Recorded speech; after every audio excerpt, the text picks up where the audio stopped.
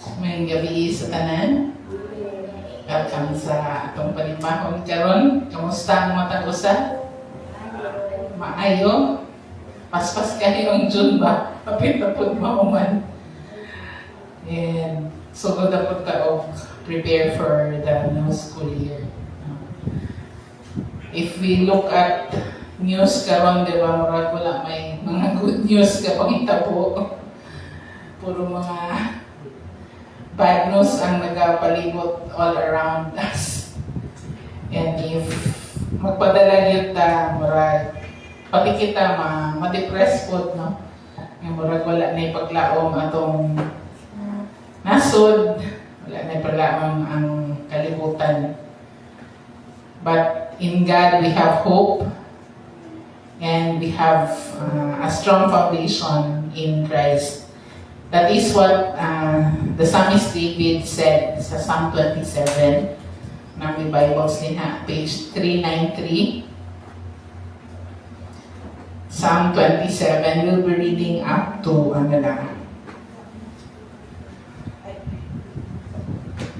verse 5. Page 393 sa atong yellow Bibles. Psalm 27, this is a Psalm of David. If you found it na, page 393 sa bottom part. Nakita na ninyo, i-read na to together. Ready, go. The Lord is my light and my salvation. Whom shall I fear? The Lord is the stronghold of my life. Of whom shall I be afraid? When evil men advance against me to devour my flesh, when my enemies and my foes attack me, they will stumble and fall. Though an army besiege me, my heart will not fear. Though war break out against me, even then will I be confident. One thing I ask of the Lord, this is what I seek, that I may dwell in the house of the Lord all the days of my life, to gaze upon the beauty of the Lord and to seek Him in His temple. For in the day of trouble, He will keep me safe in His dwelling. He will hide me in the shelter of His tabernacle and set me high upon a rock. So what is David's response to all of the troubles that are surrounding him? He responds in worship. He said is to dwell in the house of the Lord for all the days of my life. So mo yun ang response si David sa mga kaguliyang sa kalibutan. Grabing enemy nations na nag-surround sa ilaha that time. Pero kampante si David, his heart is steadfast because the Lord was his light and his salvation. So, wag yun na hindi panindugan. So, for us, today, may the same truth apply to us. No? Atong barugaanan yun is si Kristo lang yun. No? For God. Let's pray. Individually, let's ask God to prepare our hearts to worship Him. I-pray po nato itong mga kauban nga padulong patinhing, i-keep sila safe sa Ginoo. And pray po nato ang mga kauban nga dili maka-join sa ato in actual service tonight, but perhaps they are watching by a live stream. I-pray nato na i-minister po sila ni God in a special way. That they will still feel the presence of the Lord wherever they are right now. If there are things bothering our hearts tonight, natin mga ginakabalakkan, natin kabugaton sa itong kasing-kasing, let's lay them down before the throne of grace. Do not allow these things to hinder us from worshiping God fully. Someone has said, if the weight or the burden is too hard for us to carry, then that burden is not ours to carry. We should surrender them to the one who said, "Come unto me, all you are weary and are heavy laden, and I will give you rest." Tonight, let us just rest in God's presence, to dwell in His presence, and to allow the Holy Spirit to speak to us in a special way, to quiet our hearts, to calm our spirits, so that we can worship Him. Lord, we would like to thank you for allowing us to meet again as your people, to fellowship with one another, and above all, to worship you. We pray, Lord, that tonight we will really experience your presence in our midst. May you minister to us in a very special way.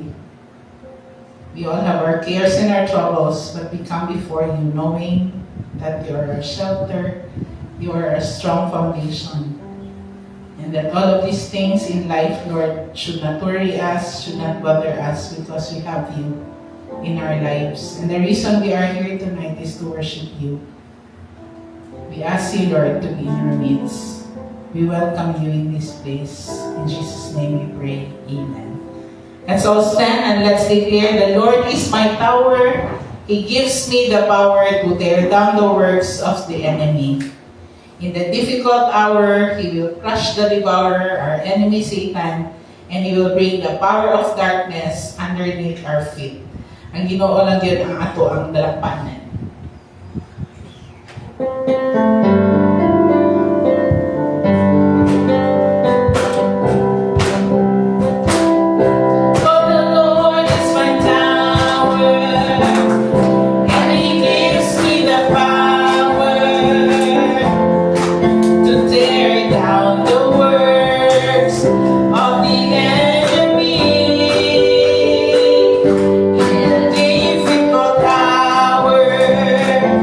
He will crush the devourer.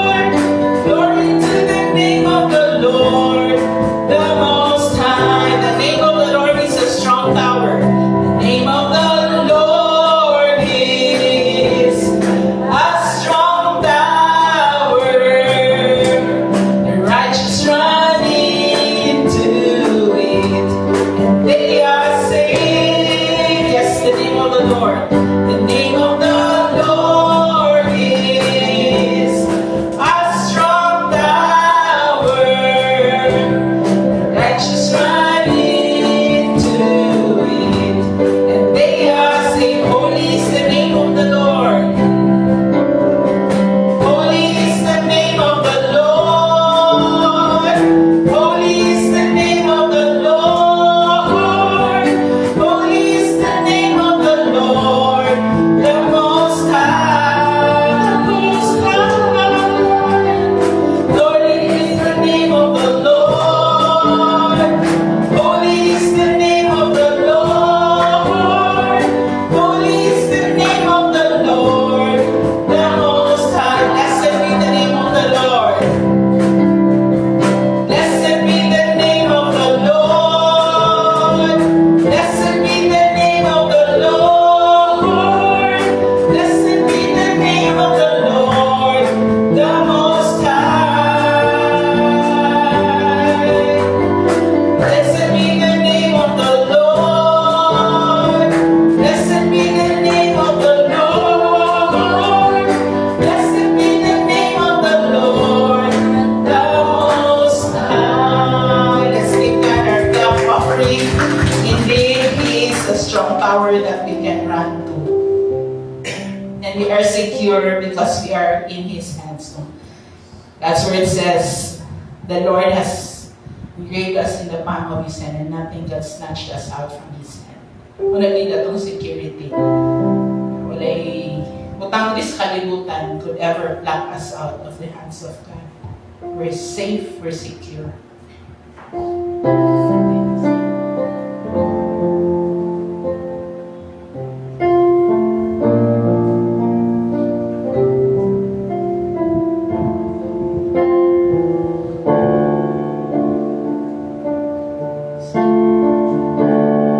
I'm so secure.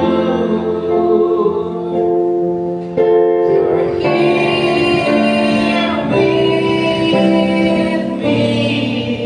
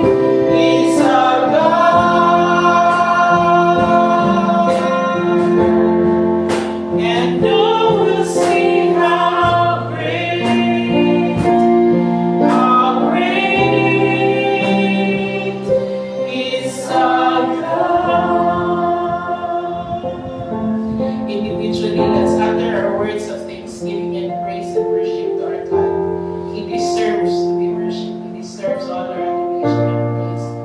Lord, to you be the glory, the honor, the praise, for you alone deserve it. May our praises, Lord, be a sweet-smelling aroma before your throne of grace.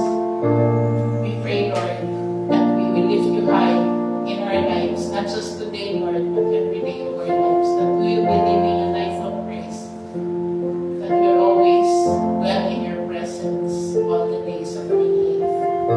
This is our prayer in Jesus' name. Amen. Balik na maglingkod, tutuloy ka na ito ang pulong sa Ginoo. Para sa akin.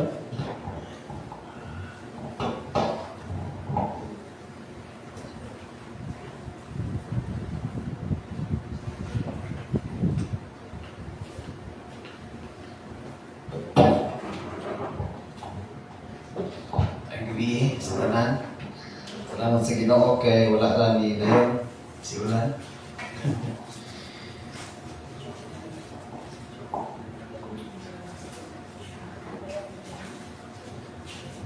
Kapalatan yung balita. Kasi nakita rin sa internet o sa TV.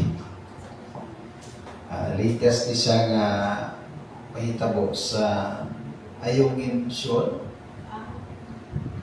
Kung naman na, isang shoal diya sa West Philippine Sea na ay tundo diha nga karaan kay nga barko sa Pilipinas, himo siya nga garrison or outpost sa Marines. Yeah. Siyempre, gaan ko na sa Pilipinas nga lugar. So, sige yung resupply ang mga Marines, Coast Guard, or mga military para katong mga naka-duty ng mga Marines sa kanang barko. Kay suko man ng China na. So, ginablakan nila. Dili lang na siya karoon ng insidente, kung i-termina na siya. Medyo, kung ano siya, medyo seryoso kay pag-confiscate naman sa Chinese Coast Guard ang mga armas sa Navy na to. Tapos, isulod pa ko sila sa mga barko sa Pilipinas, confiscate nila ang mga gamit, try pa nila o duslak ang rubber boat sa mga Navy na to. Ako na siya nabalita. Balita na siya sa mga international news. Basi maabot ang panahon ba nga kaya kanang ayong yung Sol o diya sa West Philippine Sea, may mo na siya nga kanang tinuod yun nga battleground, you know? Kaya karoon, kutsilyo lang yung gamit sa mga Chinese ka na. Kutsilyo lang mo na ilang paggamit na kaisa po, water cannon ang ilang gigamit. Pero basi maabot ang time ba nga nang tininuod nyo dito? Tapos dili lang ang Pilipinas ma-appeal, ang ubang mga country, ma-appeal na po. Kung sa'yo dapat buhaton kung naata sa tinuod ng gira. Tago. Kadumdum ko sa una sa bata pa mi. Ito itong among lugar na hanggang PA. So, ang ginahin mo sa kong mga magpapa, magagmay pa mi, kauban sa kong mga papumangkon, ito may matulong sa among balay doon ay underground niya. Sa'yo yung mo manihapon po. Antod karon na sa kong una-una. Kanang sayo manihapon. Kung mingon ka nga sayo manihapon, kadumdum ko sa among panahon sa una. Kay sayo may muna manihapon kay sige man gira sa mua. Tungod sa presensya sa MP. So, sa'yo buhatan ko nata sa tinuod ng gira. Tago. Siyempre, magandam, no? Magandam mo niya.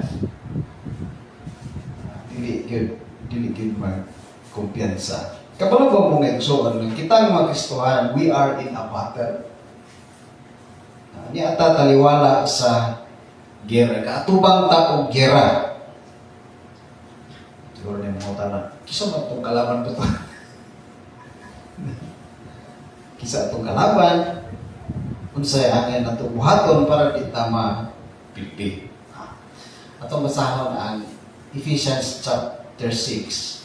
ikan sa verse 10 hangtod sa verse 13. Sibuano ni siya. Sige. Klaro mo sa inyo ha. So, pus mo na itong basa. 1, 2, 3, go.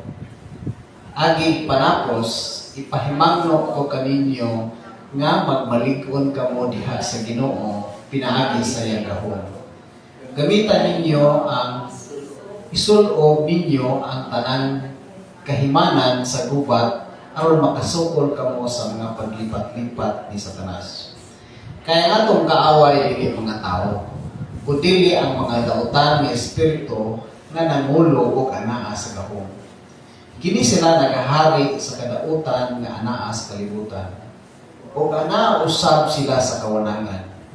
Busa gamitan ninyo ang tanang kahimanan sa gubat nga gihatag sa Dios aron makasukol kamo sa panahon nga moabot ang kadautan. Ug sa pagkahuman niini magpabilin gihapon kamo ligon.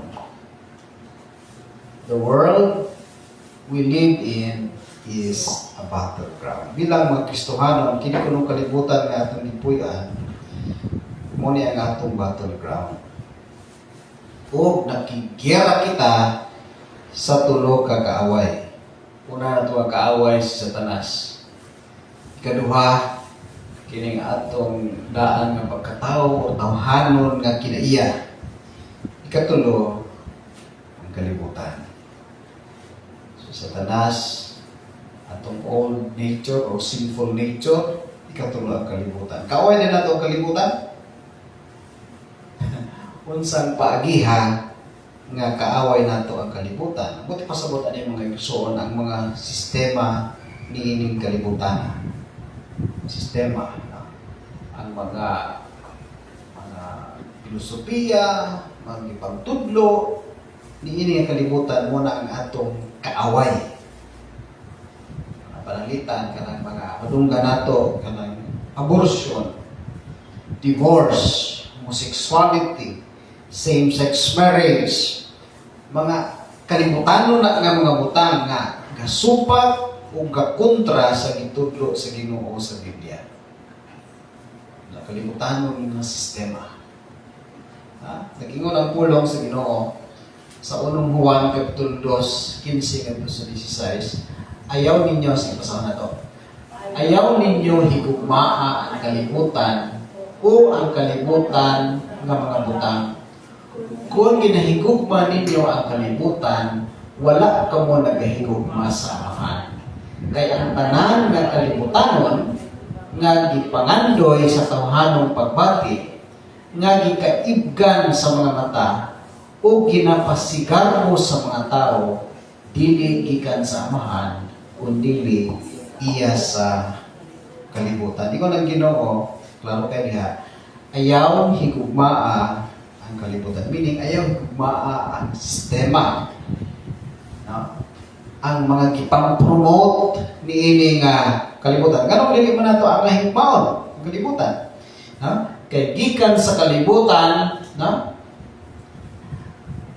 Ang tanan nga gipangandoy sa tawhanong pagbati. Pangandoy sa tawhanong pagbati, lust of the flesh. Gikaibgan sa mga mata, lust of the eye. O ginapasigar mo sa mga tao, pride of life. Gika na sa kalibutan tanan. Nagiinan ta, pulong sa Ginoo nga, ayaw kayo higugmaa ang kalibutan. So, kining kalibutan nga atong gipuy-an, battleground, girahanan. Dili siya playground. Playground is dulaanan. Kaya kung pagtanaw nato sa kalibutan playground, ang lingaw-lingaw ta, chill-chill ra. Walay pagkabana sa kinabuhi. Dili ta magandang kumpiyansa kay playground ko. Kunahuna pa ka og kontra kalaban kung playground, lingaw-lingaw naman. Pero giingnan ta ang kalibutan di ay battleground. So, tungkol kay battleground, magandang kita. Magbantay. sa mga taktika, sa mga pamaagi sa kaaway aron dili ta bili. Parehas man ni sa kanang nagkakahitabo sa West Philippine Sea kay tingali ka expect yun ang Pilipinas nga dunay potensyal nga conflict nga mahitabo niya ng lugar. Ana dili ka isa ka article ako nabasahan sa CNN by year 2025 basi sukod na ang gira diya. Of course, kanang analysis lang ko siya, opinion lang. Pero ito yung ko, ang Pilipinas, expect yun ko kanang lagi something dili maayo mahitabo diya ba. So, may kimo, nangandam ang Pilipinas. Kaya ano ba nang gira? Di ba mangandam? Unang himo sa Pilipinas, gilikon niya ang iyang relasyon sa Amerika. Muna na doon yung mga military exercises. Nadala na ang mga armas ang mga Amerikano din, dili gamiton para kundi para military exercise. Nag-alay ang Pilipinas sa Japan, sa Australia, sa Canada, o sa uban pa ng mga nasod, kay magandang kay masito na igipag yung mahitabo. Palit po ang Pilipinas o supersonic missile sa India. Sa balita. Palit o aeroplano, mga moderno, high-tech na mga aeroplano, barko, para depensa. Okay, dili magkumpiyansa. Magandang, dili kumpiyansa. Ano man basta na gira, di ba magandang yung ka? Na kita magkistohanon, kini, palayon ng atong pagkigira kontra sa atong kaaway. Kontra sa kalibutan na sistema. Di gini sa muda. Angkot nga naapat na din sa kalibutan. Muda walang tingali ni kung naanatasagan.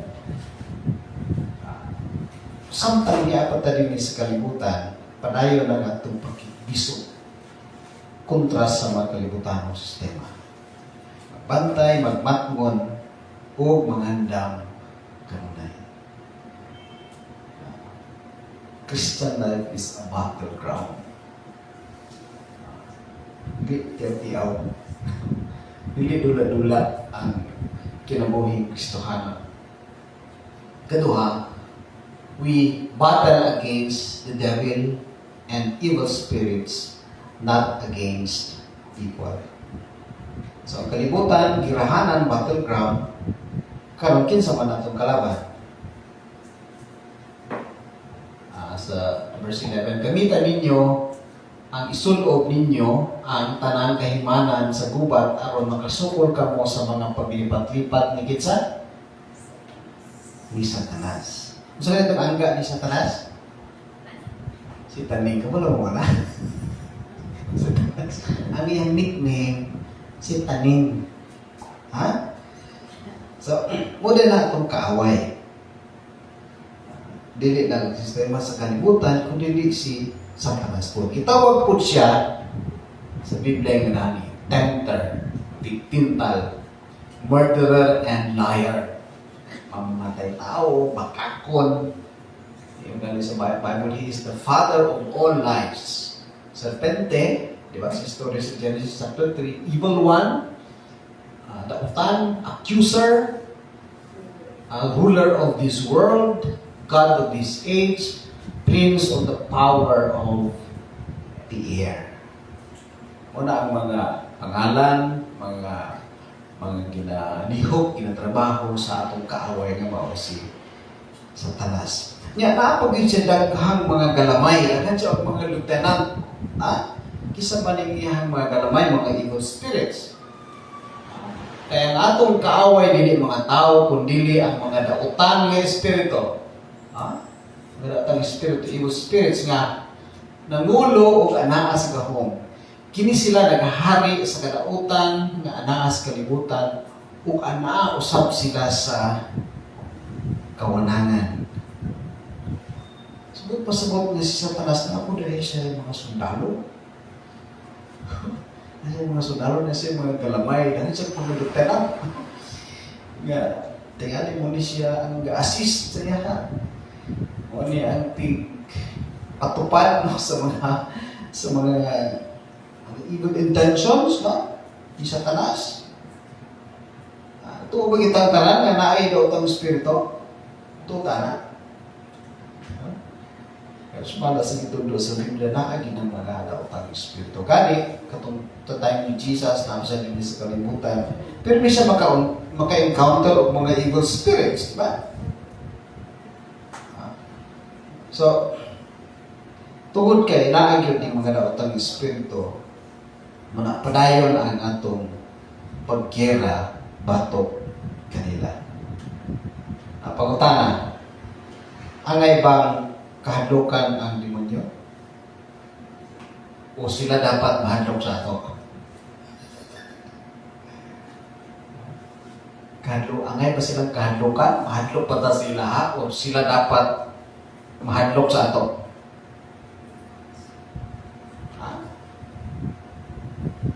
So, nag-iingon sa Biblia. Kasi may anong mahadlok. Kita ko sila. Ingon sa Santiago or sa James chapter 4 verse 7. Busa pagpasakop ka mo sa Diyos. Sukli ninyo si Satanas o magpahilayo siya kaninyo. Dili ta na yan mahadlok. Ano man? Kaya kung magpasakop ta kang Kristo, magpasakop ta sa Ginoo, musukol ta, kung sa ingon diya, magpalayo. Palayo siya. Pagpasabot mo, siya mahimo. Kasi mahimo. Kung magpasakop ta kang Kristo, suklan na to siya. Hindi ta manalaw. Kung gamit ang gahom sa Ginoo, palayo siya. Pagpasabot nga, siya mahimo sa ato. Siya laban sa ato. Pero kung magtinalaw ta, damo hinuon nga, sige mo. Kung sukla nato, saan nato pagsukol? Tingnan mo niya, sukli. Sukli ang yawa. Saan nato pagsukol? Kung sa'yo itong gamiton, hinagiban. Muna itong i-discuss next week. So, apil kita din balik ta kay para mabala nato sa atong mga hinagiban, galamiton, na? Para mabala nato sa atong gamiton para di ka mapildi ni taning man pwede nga mayon na nga laban lang. Diba? Usukli niya wala mo pwede. Dapat kabulutan mo sa atong hinagiban, sa atong gamiton. Ang uban kay crossman. Ang uban, holy water, di ba sa mga salida mo, na makita na ito, holy water, krik-krik po daw, di ba siya? Di ba? Krik-krik. Yan, aso-aso po gani. I-discuss na ito sa sunod. Para, babalan din na ito sa atong kailan ba ito? Pistola, missile. So, muna itong i-discuss next week. Then, sa 1 John, unong Juan, Kapitulo 4, versikulo 4, kaya ang Espiritu, sige, pasama na ito. Kaya ang Espiritu Santo nga anaa kaninyo, mas gamhanan pa kay kang Satanas nga nagagahom sa mga tao sa kalibutan. So, ang ngayon tamahadlo, dili. Hinay man. Ang ngayon tamahadlo, dili. Kisa may ang ngayon mahadlo kita sa Satanas. Di ta ngayon mahadlo kay ngundiya kay ang Espiritu Santo nga anaa na to mas gamhanan kay kang Satanas. Kaya kung kita lang, huwag kita kaya, nagan kita. No? Pero kung magpasakop ta kang Kristo, ingon ganina, nga maoy pinakagamhanan sa tanan, ang demonyo ang dapat mahadlok sa ato. Then, so sa atong second point, we battle against devil and evil spirits, not against people. Nindot kaya na siya. Balik ko na ito sa Cebuano. Kaya ang atong kaaway, hindi mga tao. No? Kundili ang mga daotang espiritu nga maoy nagtintal, nag-influensya, nagsulsul sa tao. Pananglitan na kay kaaway sa kauban sa trabaho kay tingali may pagkahambog, ginasiraan ka, lain ng batasan, usok mawintag trabaho. Basta ikiganahan ba, kaaway ni mo. Hindi mo na ba ang Biblia nga imong kaaway dili tao? So di mo to kaaway. Kasi ikiganahan. Ang imong kaaway, ang daotang espiritu nga maoy nag-influensya, nagsulsol, nagtintal yan ng tawhana aron siraan ka, aron maghambog, aron magmintag trabaho. Ba't masabot nga? Tingnan, gigamit lang sa demonyo ng tawhana aron magkuba sa inyong relasyon. Ang tao magudpod, magpagamit po sa demonyo. Musunod po sa sulsol sa demonyo. Ako po siya, hindi po siya aware pa. Hindi siya kabantay nga, gigamit na dahil siya sa lautan. Ang dapat kinubuhatan muna sa tao na magdumili yun, musukol yun, di ba? Katong ganina. Dahil magpasakop kang Kristo. Kung dapat buhaton sa tao, ta. Kaya, kung na itong buhaton, suklan na ito siya, di ta magpakabit, di ta magpa-influensya, atong ang puno ng gahong ni Kristo, wala'y mahibo ang kaaway. Yung ganina, resist the devil and he will flee from you. So, hindi na ito kalimtan na dili tao atong kaaway. Kining mga away sa kalibutan, mga bangian, dili pag sinabtanay, Pilipinas, Sustena, nandito naman po no, kailangan tingali din. Pilipinas, China, US, Russia, Ukraine, mga Hudiyo, mga Palestino, banaw asawa, magsukon, pamilya, magsilingan, buhat ti tanan ni taning. Tanas tanan may kapasiugdan ini kauban sa iyahang mga ganamay. Kaya siya ang nagatintal, nag-influensya, nagakontrola sa tao aron magkupa o mga relasyon. Muni ang atong kaaway. Si Satanas o mga daotang espiritu. Dili ang tao. Gani ko ng Ginoo nga higugmaa ang tao, higugmaa ang uban. Parehas sa imong paghigugma sa imong kaugalingon. Basahan na ito na, kaya akong gi-highlight. 1 to 3 go. Kaya ang atong kaaway, dili mga tao. Kus ko na ito basa, 1 to 3 go. Kaya ang atong kaaway, dili mga tao. Kung dili ang espiritu, no, na makuwi ka influence sa tao para dili mo himo maayo. So, importante kaya na siya nga kamatuuran ng kitudlo sa Biblia. We rely on the power of God, not on ourselves. Huwag kita lang sa ligan, kundi ang gahong ragyod sa Ginoo. Kung away sa duha ka nasod, ang high-tech ng mga armas ang sa ligan. Kung away sa duha ka tao, ang maayong orason, ang kaisog mo ay medyo lamang. Diba? Pero ang pagpakik-away, batok ang Satanas o sa mga batang espiritu, ang gahom sa Ginoo mo ay atong saligan. Kaya kung kita lang lagi, huwag kita kaya, dagan lang ka. Bahag kung ikaw na to, kung wala ang gahom sa, spiritual battle mo di siya. Muna sa verse 10, magmalingkon ka mo diha sa Ginoo, pinaagi sa iyang gahom.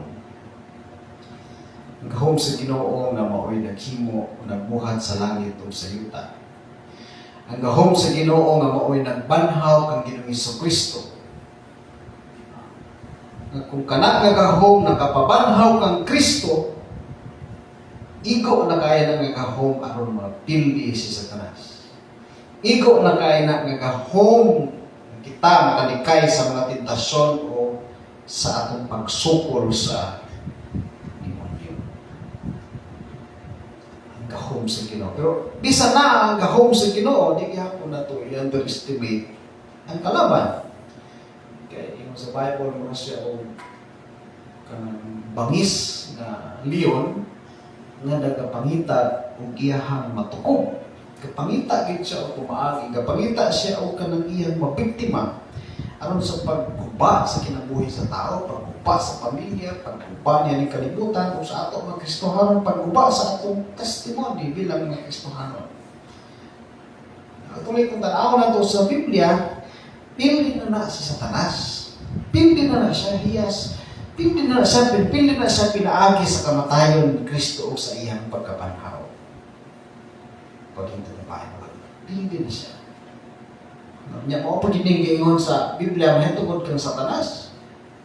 No? Kung sabihin po, kaniya sa future, sa Revelation o Ipadaya, Kapitulo 20, versikulo 10, itong basahon.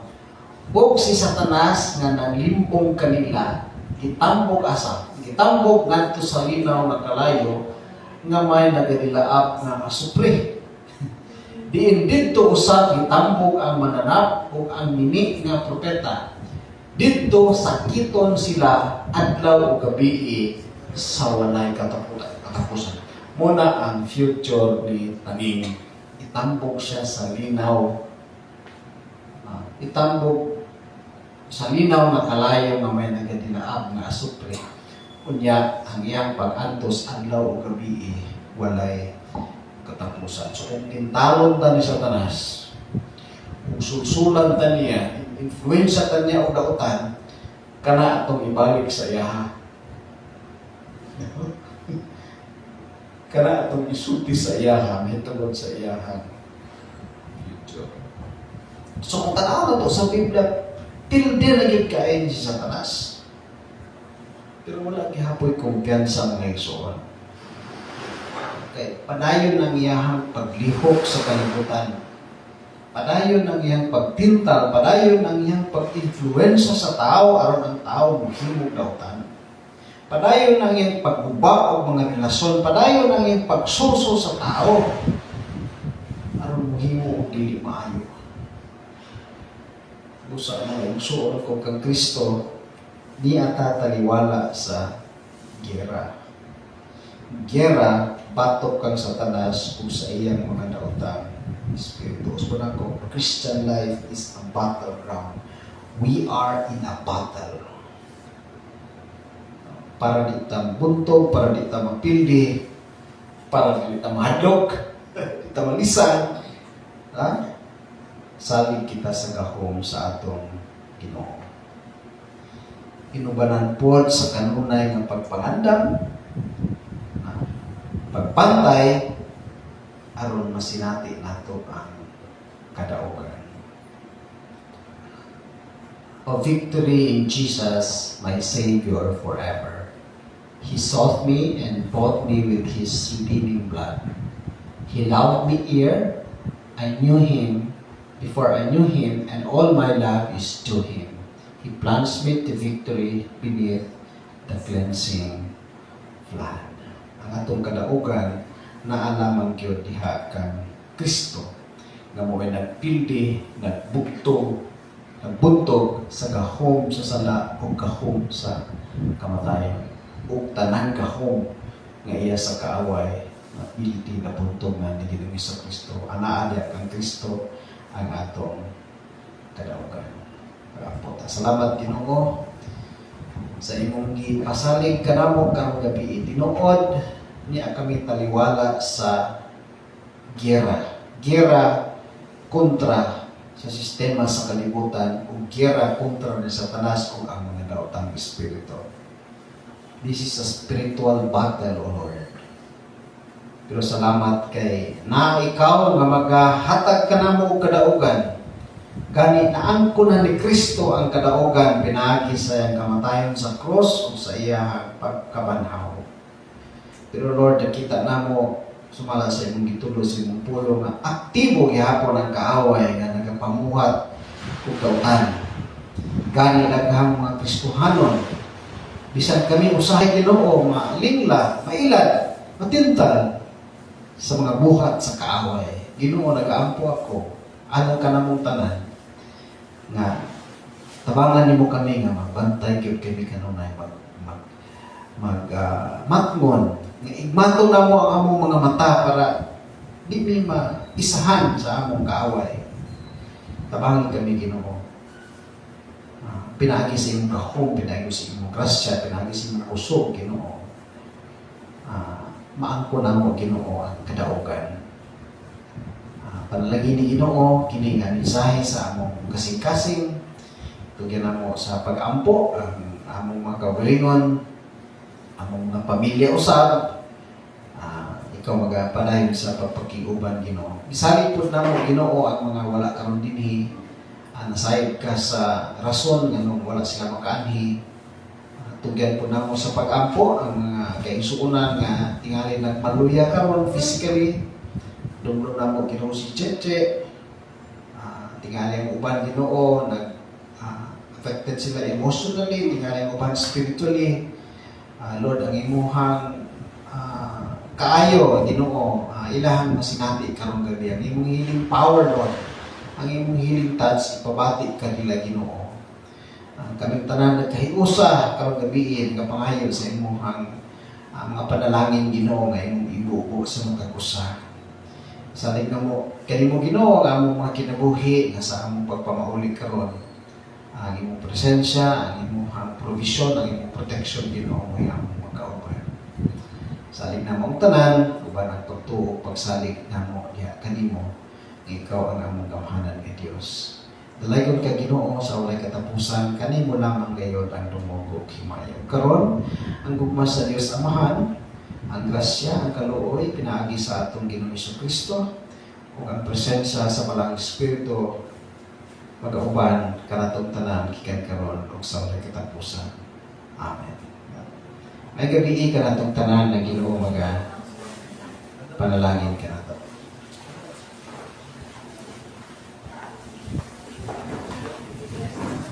Pasalamat kay Father RCK na atay mani